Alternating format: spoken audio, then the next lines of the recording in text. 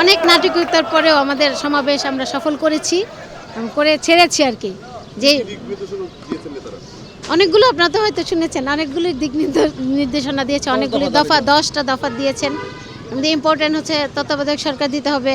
সারা দেশ বিভিন্ন সমাবেশের মাধ্যমে আমরা জাতি একত্রিত হয়ে দেখালো যে গণতন্ত্রের জন্য, আইনের শাসনের জন্য,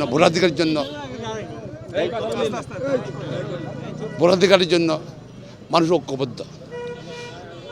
এটা মানুষ বোঝালো, জাতি বোঝালো যে সরকারকে বিশ্বাস করা যায় না। আমরা তো ধারাবাহিকভাবে আমরা আগাচ্ছি এবং সুশৃঙ্খলভাবে আগাচ্ছি। আমরা তো সহিংস না, আমরা শান্তিপূর্ণভাবে প্রত্যেকটা সমাবেশ সফল করেছি।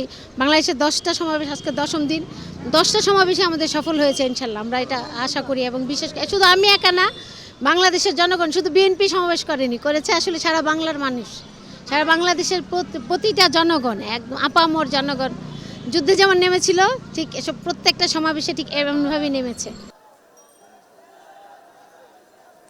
গত এক সপ্তাহ যাবৎ মানে গ্রেপ্তারি হয়রানিতে ছিলাম, আজকেও আছি, বাড়িতে যেতে পারবো কিনা জানি না।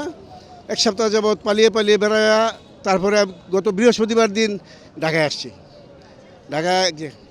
ঢাকায় আসছি, তাও অনেক হয়রানি হওয়ার পরে ঢাকা আমরা সরাসরি আসতে পারি নাই।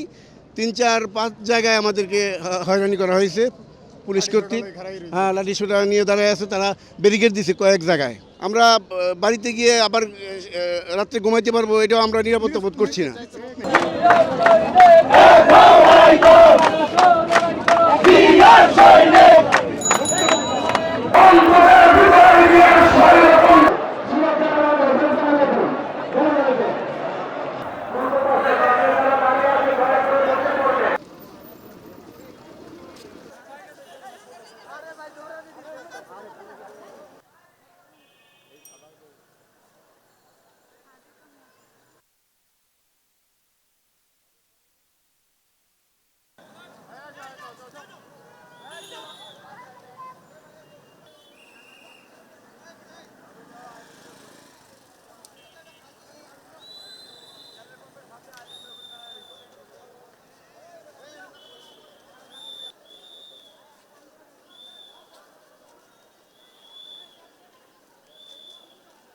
সংবাদ, ফিচার ও অনুষ্ঠানের জন্য ভিজিট করুন সংবাদ প্রকাশের ওয়েবসাইট এবং যুক্ত থাকুন ফেসবুক পেজ ও ইউটিউব চ্যানেলের সঙ্গে।